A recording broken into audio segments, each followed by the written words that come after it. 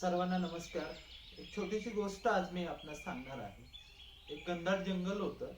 त्या घनदाट जंगलाच्या आत हिताका नावाचं एक आदिवासी गाव होतं. त्या गावातील लोकांचा मुख्य आधार हा जंगलातील फळं, भाज्या आणि औषधी वनस्पती होत्या. मात्र अचानक एकदा काय झालं की गावात एका दुर्धर आजाराचा प्रादुर्भाव मोठ्या प्रमाणात झाला. लोक ताप, खोकला आणि अशक्तपणाने त्रस्त झाले.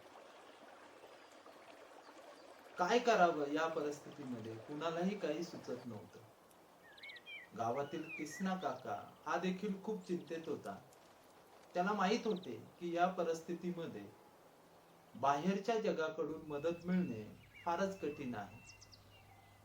त्याने आपल्या गावातील वनौषधींचे ज्ञान असलेल्या पांडुभक्ताची भेट घेतली आणि यावर बराच वेळ चर्चा केली.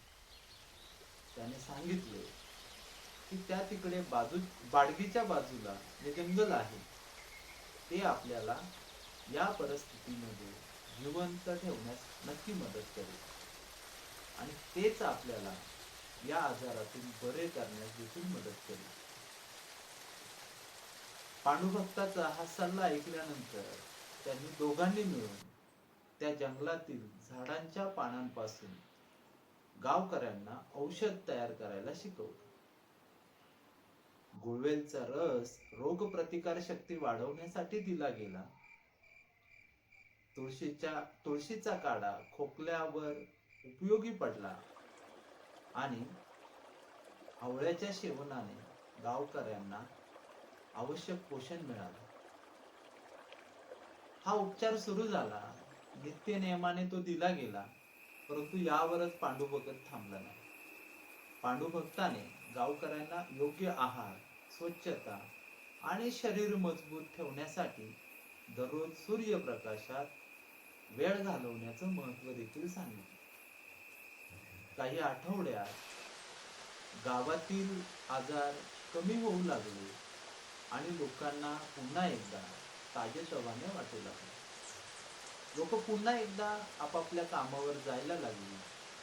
नित्य नियमाचं त्यांचं जे काही कामकाज होतं ते पूर्ण होऊ लागलं. त्यामुळे गावामध्ये एक आनंदाचं वातावरण पुन्हा एकदा तयार झालं. किसना काकाने गावकऱ्यांना एकत्र जमवलं आणि म्हणाला, आपण या गोष्टीतून एक शिकायला हवं की जंगल आपल्या रोगांवर विजय मिळवण्याचं साधन आहे. जर आपण निसर्गाचं रक्षण करू तर निसर्ग आपल्याला कधीच त्रास होऊ देणार नाही. निसर्गच आपलं पालन पोषण करायला सक्षम आहे. कदाचित ही कथा आपल्याला काल्पनिक वाटेल, काहींना ती सत्यही वाटेल, परंतु या कथेतून आदिवासी जीवनशैली निसर्गाच्या औषधीय गुणांचा समावेश करून रोग प्रतिकार शक्ती वाढवता येते. नैसर्गिक साधनं आणि स्वच्छ जीवनशैली यांचा योग्य उपयोग केला तर कोणत्याही आजारावर मात करता येते. याचा एक खूप मोठा धडा आपल्याला या गोष्टीमधून शिकायला मिळतो. ही जरी गोष्ट या ठिकाणी ऐकायला बरी वाटत असली, कथेतील वर्णन कदाचित काहींना जवळचंही वाटत असेल, ओळखीचं वाटत असेल, परंतु आपल्या आजूबाजूला खरंच जंगल आज पुरेशा प्रमाणात उपलब्ध आहे का, हा प्रश्न मला तरी पडतो. त्यामुळे आपल्या आरोग्याच्या बाबतीत आपण या बदलत्या काळात अधिक जागरूक असायला पाहिजे असं मला तरी वाटतं. आणि ती काळाची गरज आहे हे आपण अलीकडे अनेकदा बघितलेलं आहे. आणि याच अनुषंगाने डॉक्टर नितीन बस्ते हे आपणास आदिवासींची रोगप्रतिकार शक्ती व आजच्या काळातील आदिवासींसमोरील आरोग्यविषयक आव्हाने कोणकोणती आहेत याबाबत रविवारी सायंकाळी 8 वाजता मार्गदर्शन करणार आहे. खरं तर ही फक्त आदिवासींची गरज आहे असं मला तरी वाटत नाही. खरं तर ही प्रत्येक माणसाची गरज आहे.